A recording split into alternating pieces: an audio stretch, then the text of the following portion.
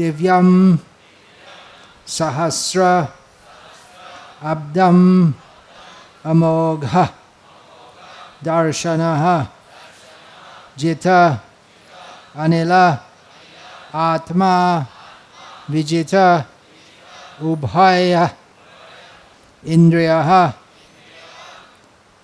Atapyat Sma Akhila Loka Tapanam Tapaha Tapiyan Tapatam Samahitaha Divyam Sahasrabdam Amogha Darshano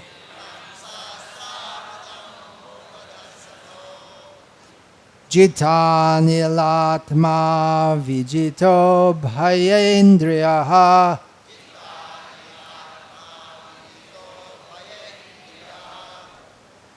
Atapyat Sma Kila Loka Tapanam Tapas Tapiyang Tapatang Samahitaha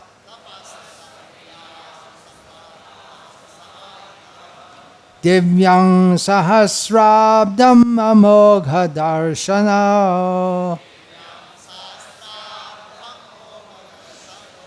Jita Nilatma Vijito Bhayendriyaha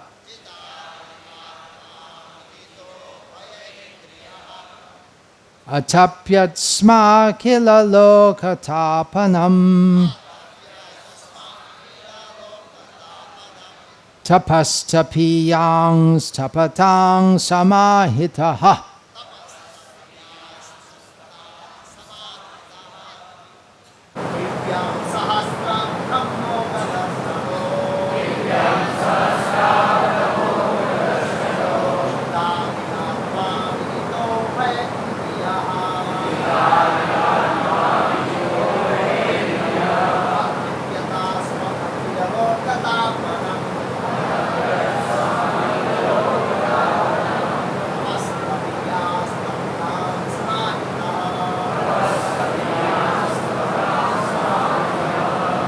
Divyam स्वर्ग के देवताओं का सहस्र 1000 अब्दम वर्ष अमोघ निर्मल निष्कलंक दर्शनः ऐसी जीवन दृष्टि वाला चिता नियंत्रित अनिल प्राण आत्मा मन विजिता वशीकृत उभय दोनों इंद्रियों वाला अतप्यत तपस्या की स्म भूतकाल में अकेला समस्त लोक ग्रह तापनम प्रकाशनार्थ तपः तपस्या तपियान अत्यंत कठिन तप तपताम समस्त तपस्वियों का समाहितः इस प्रकार स्थित ब्रह्मा जी ने देवताओं की गणना के अनुसार 1000 वर्षों तक तपस्या की। उन्होंने आकाश से यह दिव्य अनुगुण सुनी और इससे ईश्वरीय मान लिया। इस प्रकार उन्होंने अपनी इंद्रियों तथा मन को वश में किया। उन्होंने जो तपस्या की वह जीवात्माओं के लिए महान शिक्षा बन गई। इस प्रकार ब्रह्मा जी तपस्वियों में महानतम माने जाते हैं। तात्पर्य, ब्रह्मा जी ने तप की रहस्यमय ध्वनि सुनी, किंतु वे यह नहीं देख पाए कि इसको कौन उच्चारित कर रहा है। फिर भी उन्होंने इस आदेश को उपयोगी समझकर स्वीकार कर लिया और वे 1000 दिव्य वर्षों तक तपस्या करते रहे। एक दिव्य वर्ष हमारे 6 गुना 30 गुना 12 गुना 1000 वर्षों के तुल्य होते हैं।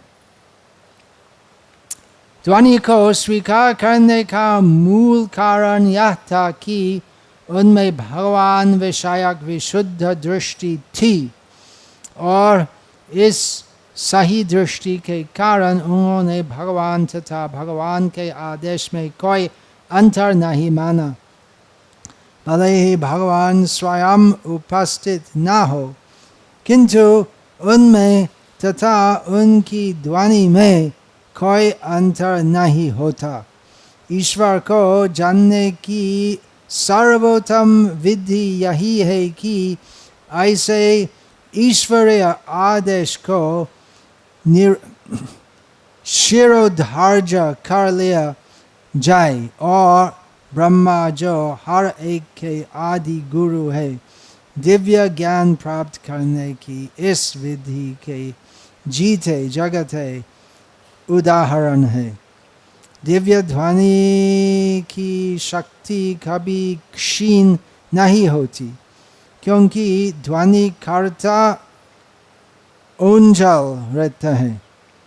अतः श्रीमद् भागवत या भगवद गीता या संसार के किसी अन्य शास्त्रों को कभी भी दिव्य शक्ति से विहीन सामान्य संसारी ध्वनि वाणी नहीं समझना चाहिए।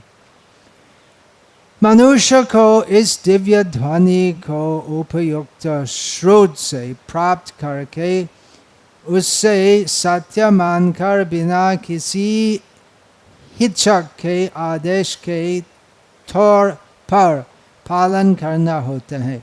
सफलता का रहस्य यही है कि प्रामाणिक गुरु से अर्थात उपयुक्त स्रोत से ध्वनि ग्रहण की जाए।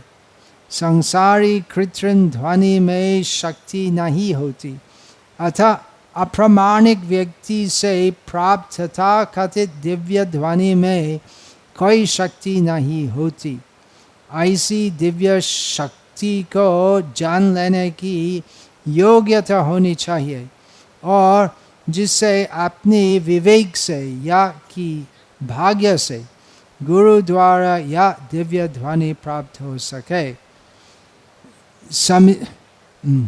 समझे कि उसकी मुक्ति का मार्ग प्रशस्त हो गया, किंतु शिष्य को गुरु के आदेश के पालन करने के लिए उद्यत रहना चाहिए। जिस प्रकार ब्रह्मा जी ने अपने प्रामाणिक गुरु साक्षात भगवान के आदेश का पालन किया था, शिष्य का एकमात्र कर्तव्य है कि वह प्रामाणिक गुरु का आदेश माने और प्रामाणिक गुरु के आदेश का पूर्ण श्रद्धा सहित पालन करना ही सफलता का रहस्य है। ब्रह्मा जी ने अपनी दोनों प्रकार की इंद्रियों, काम इंद्रियों तथा ज्ञान इंद्रियों पर नियंत्रण प्राप्त किया, क्योंकि इनका उपयोग भगवान ने आदेश पालन में करना था। अतः इंद्रियों के नियंत्रण का अर्थ है उन्हें भगवान की दिव्य सेवा में लगाना। भगवान का आदेश तो प्रामाणिक गुरु के माध्यम से शिष्य परंपरा में अवतरित होता है। अतः प्रामाणिक गुरु के आदेश के पालन का अर्थ है इंद्रियों को सचमुच नियंत्रित करना।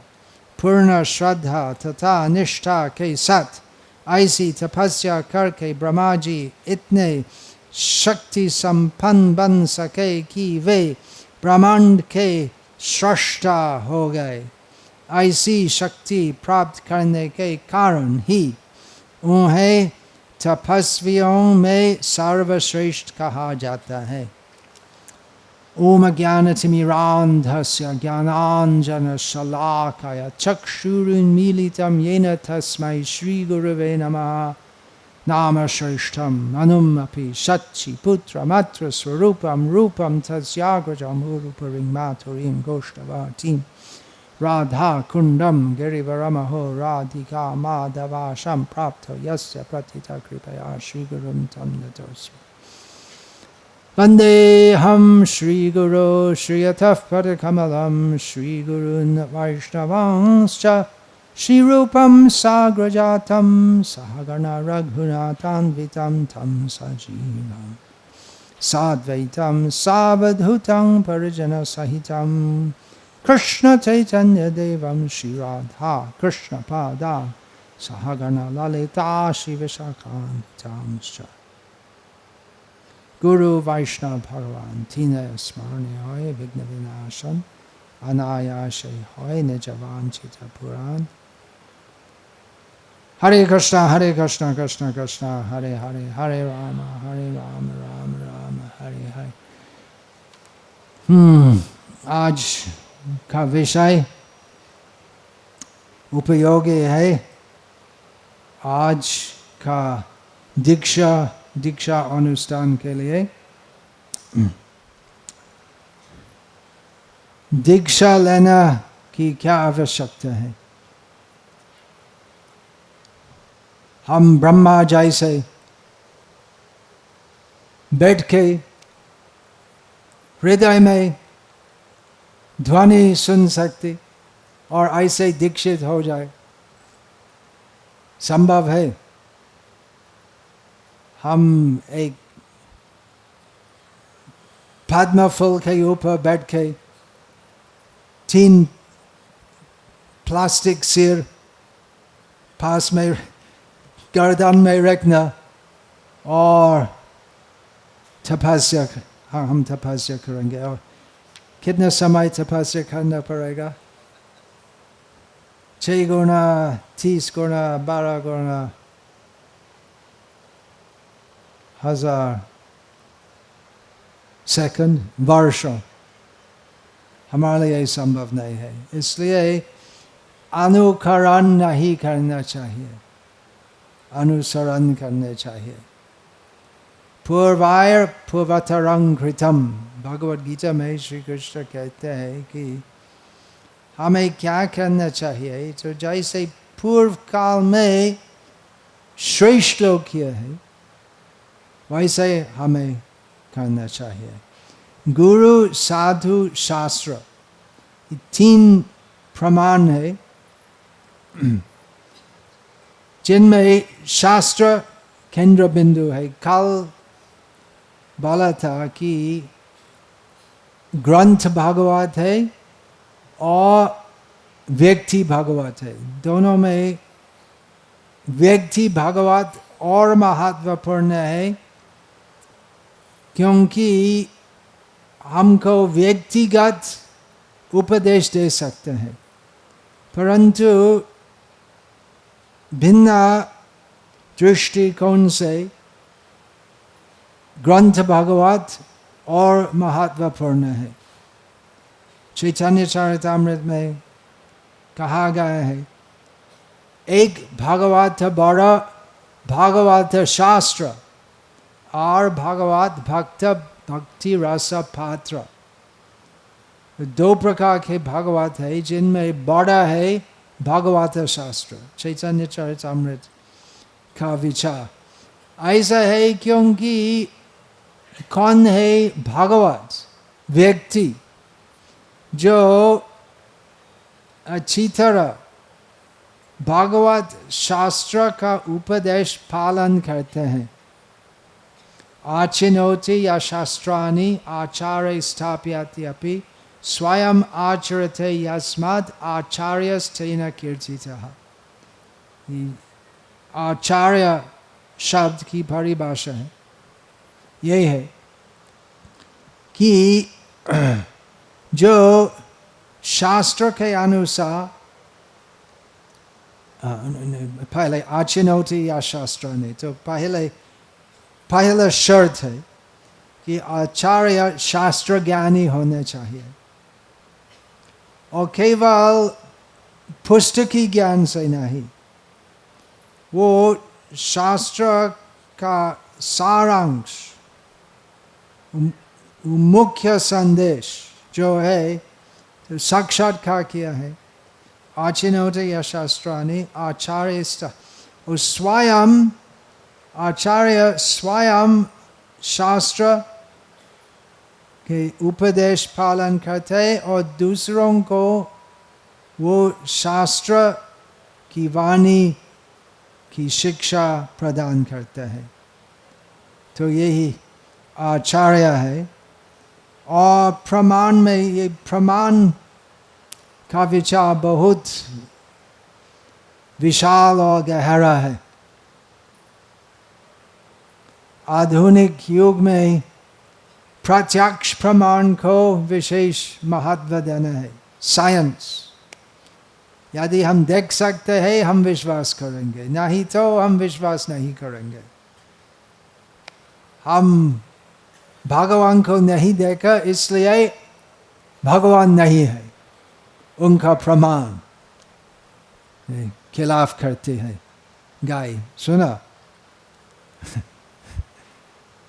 पीछे वो गाय खिलाफ करते हैं कि हम नास्तिक या दर्शन कहते हैं यहाँ। बहुत कुछ है जो हम नहीं देखा, वो साइंटिस्ट का ब्रेन हम नहीं देखा। अनुमान से हम बोल सकते हैं कि उसका ब्रेन नहीं है, क्योंकि वो गॉड में विश्वास नहीं करते।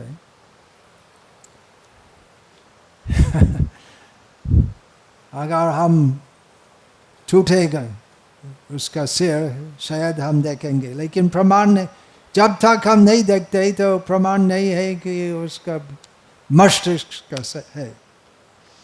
इलेक्ट्रॉन क्या प्रमाण है? कोई है यहाँ जो इलेक्ट्रॉन को देखा? Atom, hydrogen atom, hydrogen, oxygen, nitrogen, carbon, कोई देखा है? एटम। तो सब एटम को विश्वास करते हैं, लेकिन नहीं देखा कोई, और साइंटिस्ट भी नहीं देखा। तो कैसे विश्वास करते हैं? अनुमान से। अनुमान से बहुत कुछ देखते हैं और उससे अनुमान करते हैं कि ऐसा चीज है जो अंग्रेजी में एटम बोलते हैं, ऐसा चीज है, और नोबेल प्राइज देते हैं। लेकिन क्योंकि एटम को आविष्कार किया, लेकिन संस्कृत भाषा में बहुत पहले ये सब, न्यूटन, आइंस्टाइन, वो सब के बहुत पहले वो परमाणु शब्द ही है। और परमाणु शब्द का अर्थ है जो सबसे छोटा, इससे छोटा और कुछ नहीं है।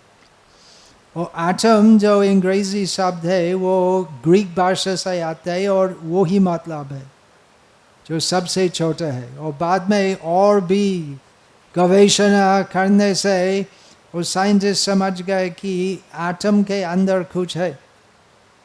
तो एटम जो एटम बोलते हैं वो सबसे छोटा नहीं है, और संस्कृत में परमाणु बोलते हैं, लेकिन उससे और भी छोटा है भगवान, जो अंतर्यामी के रूप में विराजमान है हर एक परमाणु के। अंडांतरस्थ परमाणु चयांतरस्थम। तो कैसे हम ऐसे बोल सकते हैं कि भगवान सर्वत्र विराजमान है? हम माइक्रोस्कोप से नहीं देखा, टेलीस्कोप से नहीं देखा, प्रमाण क्या है? शास्त्र प्रमाण, शास्त्र प्रमाण। गुरु शास्त्र के अनुसार शिक्षा देते हैं, इसलिए बहुत है आधुनिक युग में जो गुरु का नाम से चलते हैं, जो शास्त्र के अनुसार वास्तविक गुरु नहीं है, क्योंकि बहुत कुछ काल्पनिक कहते हैं। शायद कुछ कुछ शास्त्र से कहते हैं, लेकिन उसका अर्थ ठीक से नहीं समझ गए, ठीक से नहीं समझाए गए, उसका अर्थ उल्टा करते हैं। तो ये ज्ञान जो है श्रीमद् भागवत सर्वोच्च ज्ञान है। केवल बुद्धि का माध्यम से, भौतिक बुद्धि से इसको समझना संभव नहीं है। कृपा से, वो कृपा कौन योग्य है भगवान की कृपा प्राप्त करने के लिए, जिससे हम शास्त्र का अर्थ समझ सकते हैं। वो कृपा प्राप्त करने के लिए सर्वप्रथम नम्रता गुण होने चाहिए। इसके बारे में ब्रह्मा जी, जिनके बारे में अभी चर्चा हो रहे हैं, ब्रह्मा जी भगवान कृष्ण को बताए, ज्ञाने प्रयासमुदपस्य न मंत्र एव जीवन्ति सन्मुखरितं भवति अवार्तम् स्थाने स्थिता श्रुतिगतां तनुवां मनोभिः ये प्रायसम जितोपि अपि त्रैस्त्रिलोक्याम्। ब्रह्मा जी भगवान कृष्ण को बताए कि वो प्रयास सब कुछ समझना अपनी बुद्धि से, भौतिक ज्ञान से या आध्यात्मिक ज्ञान से, वो प्रयास छोड़कर विनम्र भाव से सद्गुरु से कृष्ण कथा सुननी चाहिए। और यदि हम इस प्रकार करेंगे, गृहस्थ हो या सन्यासी हो, जो भी स्थिति में हम हो, और तन मन धन आत्मसमर्पण कहते हैं श्री कृष्ण की भक्ति में, हम भगवान की कृपा से इतना उत्तम स्तर तक पहुंच सकते हैं कि भगवान जो दैहिक बल से, अस्त्र हथियार का बल से, बुद्धि से अजय है, जित होते हैं भक्तों की भक्ति से। नम्रता, नम्रता गुण चैतन्य महाप्रभु, उसके बारे में एक प्रसिद्ध श्लोक में चैतन्य महाप्रभु बार बार बताए, त्रिनादपि सुनिचैन तरोरिव सहिष्णुना अमानिना मानदेन कीर्तनीय सदा हरिः। निज को घास से नीच मानना चाहिए। त्रिनादपि सुनिचैन, और साथ साथ सहिष्णुता गुण होने चाहिए, क्योंकि संसार में, विशेषकर कलयुग में, बहुत उपद्रव और विरक्ति करने का कारण है। और यदि हम संसारी लोग का व्यवहार से विचलित हो जाते हैं तो हमारी भक्ति ठीक से प्रकट नहीं होगी। सहिष्णुता गुण होना चाहिए और अमानिना मान देना। संसारी लोग खुद का इज्जत पर बहुत मूल्य देते हैं और बहुत नाराज होते हैं यदि कोई भी उसको निंदा करते हैं। तो यदि हम कृष्ण भक्ति करेंगे तो बहुत से लोग हमको निंदा करेंगे, क्यों जीवन ऐसे नष्ट करते हो, ये भक्ति से क्या फायदा होता है। हाँ, नॉर्मल हो जाओ, सामान्य हो जाओ, पैसा कमाओ और पार्टी जाओ, तमाशा देखो और कुछ शराब पियो। गुजरात में नहीं, पूरा माना है गुजरात में, पूरा माना है शराब पूरा गुजरात में, और सब जगह में शराब पीना चलता है। नॉर्मल हो जाओ, परंतु कृष्ण भक्ति, शुद्ध कृष्ण भक्ति करना सामान्य समाज का व्यवहार से भिन्न है और खाली भक्ति करने से वो ऐसे चुनौती जैसे होती है। यदि हम मांस इत्यादि नहीं खाते हैं, हल्दीराम या जो कोई होटलरी से कोई फरसान चाट इत्यादि नहीं खाते हैं, शराब नहीं पीते, चाय भी नहीं पीते,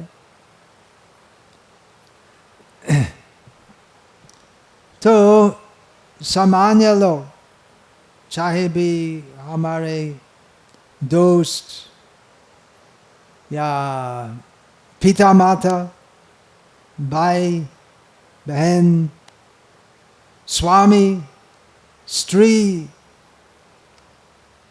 शायद नाराज हो जाएंगे, क्यों ऐसा करते हैं। तो हमें वो सब निंदा को विनम्र भाव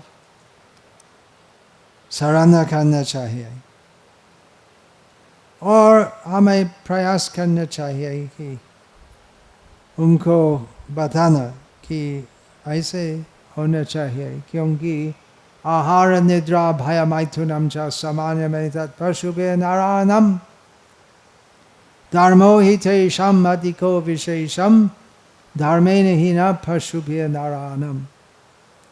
हम ऐसे बता सकते हैं कि खाना पीना सोना मैथुन करना लड़ाई करना पशु भी करते हैं और मनुष्य भी करते हैं। तो यदि उससे अतिरिक्त हम धर्म पालन नहीं करते हैं तो हम पशु जैसे हैं,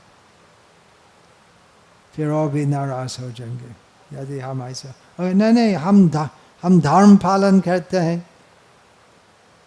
तो हफ्ते में एक बार साईं बाबा मंदिर जाते हैं और हम कृष्ण की भक्ति भी करते हैं। तो कैसे कृष्ण भक्ति करने हैं दीक्षित भक्तों के लिए और सामान्य कृष्ण की भक्ति जो सामान्यतः भारत में हिंदू समाज में चलते हैं, तो क्या अंतर है। हम विशेषकर भारत में हिंदू समाज में हमें प्रचार करना चाहिए कि भारतवासी का भाग्य है कि उनकी स्वाभाविक रुचि है कृष्ण भक्ति में। सब नहीं है, ऐसा है बहुत लोग जो कहते नहीं नहीं हम वैष्णव, हम शैव है, शिव ही महान है या शक्ति। बंगाल में बहुत काल से वैष्णव मत और शाक्त मत में वो प्रतियोगिता चलते रहते हैं।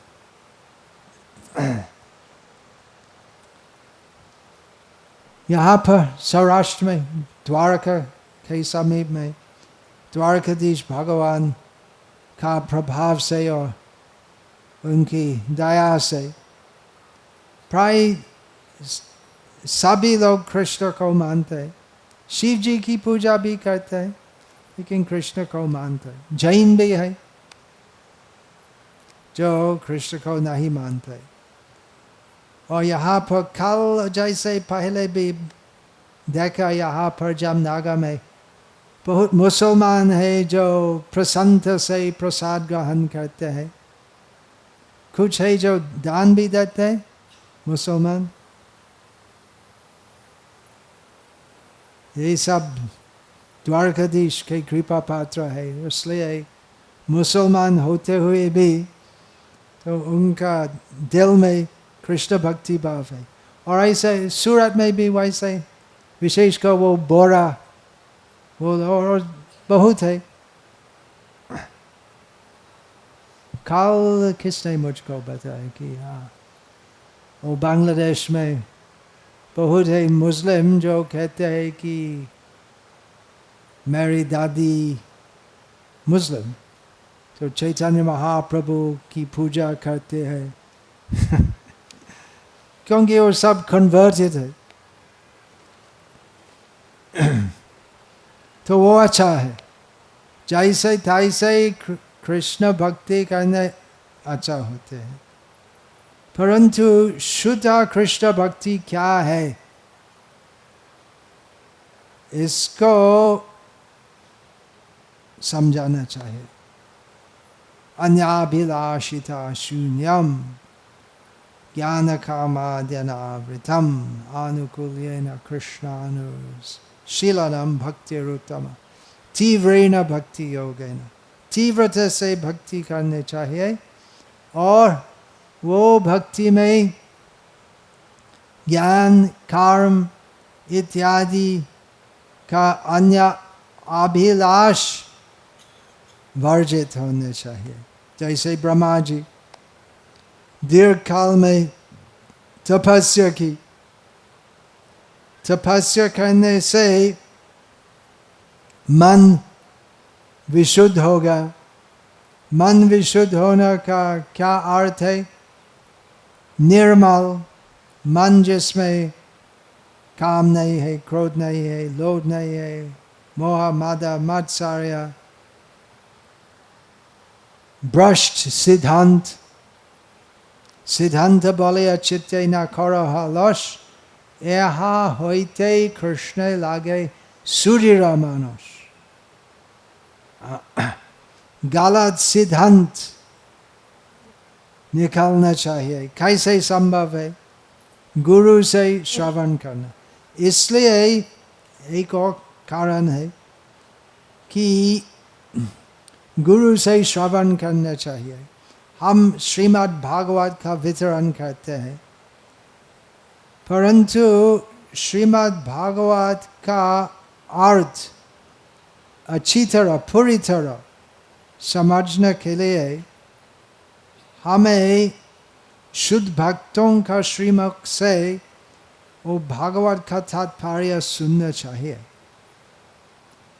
नहीं तो श्रीमद् भागवत पाठ करके भी चूंकि हमारे मन में बहुत गलत सिद्धांत चलते रहते हैं और काम क्रोध लोभ इत्यादि दूषण है, इसलिए वो भागवत पाठ करके भी उसका वास्तविक अर्थ हम शायद अच्छी तरह समझ नहीं लेंगे। इसलिए सुनना चाहिए। और ये भी एक और कारण है जिससे वो गलत सिद्धांत है कि हम ब्रह्मा जी जैसे कृष्ण से साक्षात दीक्षा हृदय में प्राप्त की, तो हम भी श्रील प्रभुपाद का तिरुभाव के पश्चात हम सीधे श्रील प्रभुपाद से दीक्षा ले सकते। लेकिन कौन हमको श्रील प्रभुपाद का अर्थ स्पष्ट रूप से बता सकता है? हम देखते हैं श्रील प्रभुपाद का तिरुभाव के पश्चात तो श्रील प्रभुपाद का समाज इस्कॉन में भिन्न भिन्न विषय पर भिन्न भिन्न मत स्थापित हो गया है। तो कौन सा मत शास्त्र के अनुसार समझना चाहिए, इसलिए गुरु से सुनना चाहिए। और गुरु हमको ऐसा नहीं कहेंगे मेरा मत ऐसे है सुनो ग्रहण करो, नहीं, गुरु साधु और शास्त्र के अनुसार हमको समझेंगे। और यदि हम असंतुष्ट है तो गुरु जो व्याख्या जो करते हैं, यदि हम असंतुष्ट है तो हम शिष्य नहीं हो सकते, या यदि असंतुष्ट है तो फिर भी और भी सुनना चाहिए गुरु से।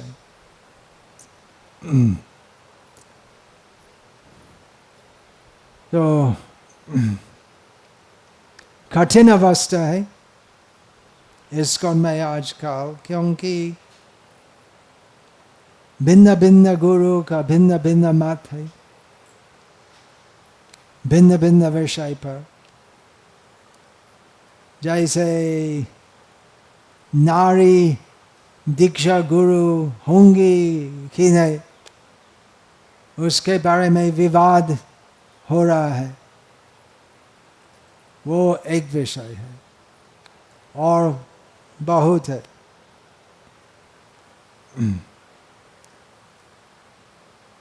तो एक दृष्टिकोण से अच्छा है कि ये सब विवाद हो रहा है, क्योंकि ऐसे होने से हमें आशा करते हैं कि नए आने वाले भक्त तो अंधविश्वास नहीं करेंगे, और जैसे शास्त्र में उपदेश है तो गुरु से सुनना चाहिए। और जब हम पूर्णतया विश्वास कर सकते हैं कि यही गुरु का आदेश पालन करने से मेरा जीवन पूर्णतया पूर्ण सिद्ध हो जाएगा कृष्ण भक्ति में, उसी समय हमें से वो गुरु का चरण में आत्मसमर्पण करने चाहिए। यदि हम अविश्वास करते हैं तो दीक्षा नहीं लेनी चाहिए। दीक्षा अनुष्ठान होगा, लेकिन दीक्षा तो अनुष्ठान नहीं है।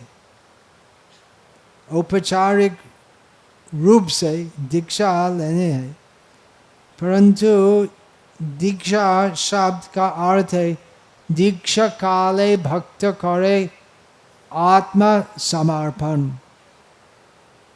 तो इसलिए हमें तैयार होने चाहिए, और यदि हम तैयार है तो हम शिष्य हो सकते। यदि हम तैयार नहीं है गुरु का शासन मानना, तो हम खाली नाम में शिष्य होते हैं। तो शिष्य होने के लिए विश्वास दृढ़ होना चाहिए। वो विश्वास कैसे दृढ़ हो सकते? श्रवण करने से। श्रवण करने से जब हम साक्षात्कार करते हैं कि ओ ये संत जो बोलते हैं तो उनका गुरु से अभिन्न है, और परंपरा में से ये वाणी आ रहे हैं, भागवत शास्त्र में उपदेश जो है और ये भागवत व्यक्ति जो है उनका उपदेश, दोनों में अंतर नहीं है। जब हम पूर्णतया आश्वस्त होते हैं कि ये व्यक्ति समर्थ है मुझको मार्गदर्शन देने के लिए, तब हमें आत्मसमर्पण करना चाहिए, दीक्षा लेनी चाहिए। ये दीक्षा, गुरु, शिष्य, ये सब विषय बहुत विशाल है और गहरा है, परंतु ये गुरु का विषय, गुरु तत्व और शिष्य का विषय, उसका सारांश है कि गुरु प्रामाणिक शुद्ध वैष्णव परंपरागत आदर्श अनुयायी होने चाहिए, शुद्ध भक्त होने चाहिए, और शिष्य संपूर्ण इच्छुक होना चाहिए उस शुद्ध भक्ति प्राप्त करने के लिए, और शिष्य तैयार होना चाहिए गुरु का आदेश पूर्णतया पालन करना। उदाहरण है कि विवाह एक अनुष्ठान है, परंतु विवाह केवल अनुष्ठान नहीं है, उसका अर्थ बहुत गंभीर है। तो विवाह के बाद स्वामी स्त्री का मिलन से, संगम से संतान उत्पत्ति होती है। यदि स्वामी वीर्यवान है और स्त्री क्या बोलते हैं, फर्टाइल, समर्थ है, तो दोनों का मिलन से शिशु उत्पत्ति हो जाएगी। तो इस प्रकार यदि गुरु वास्तविक गुरु है और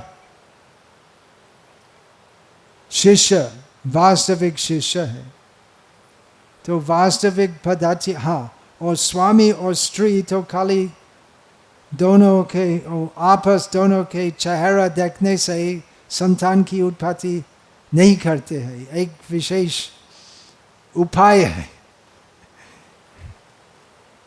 यौन मैथुन करना है। तो यदि अच्छी तरह वो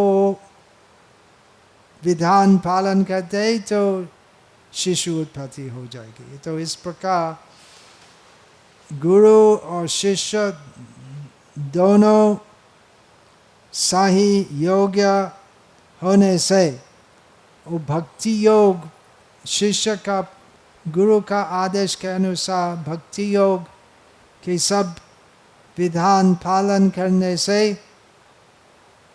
प्रेम उत्पत्ति हो जाएगी। परंतु धैर्य रखना चाहिए। विवाहित होने के एक दिन के बाद संतान की उत्पत्ति नहीं होगी। इससे उत्साह निश्चय धैर्य रखना चाहिए और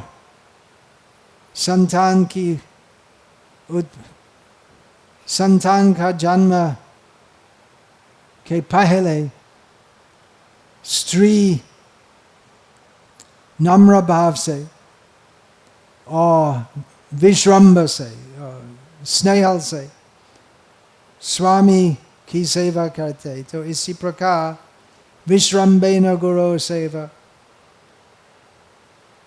शिष्य स्नेह से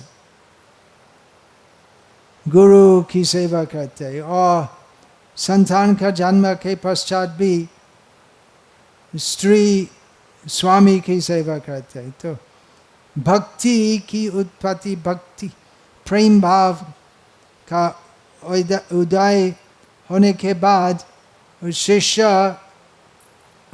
गुरु की सेवा त्याग नहीं करते और तीव्रता से गुरु की सेवा करते। तो ये सब गुरु तत्व बहुत विशाल है और संक्षेप में बोला था, और थोड़ी देर के बाद एक और प्रवचन होगा ये विषय के बारे में। चैतन्य महाप्रभु बताएंगे, जो एक आदर्श शिष्य है और बहुत भक्त के शिष्य गुरु है, और ऐसे आदर्श शिष्य से आप सब आदर्श मार्गदर्शन मिल सकते हैं। हरे कृष्ण हरे कृष्ण, कृष्ण कृष्ण हरे हरे, हरे राम राम राम हरे हरे। परम पूज्य भक्ति विकास स्वामी महाराज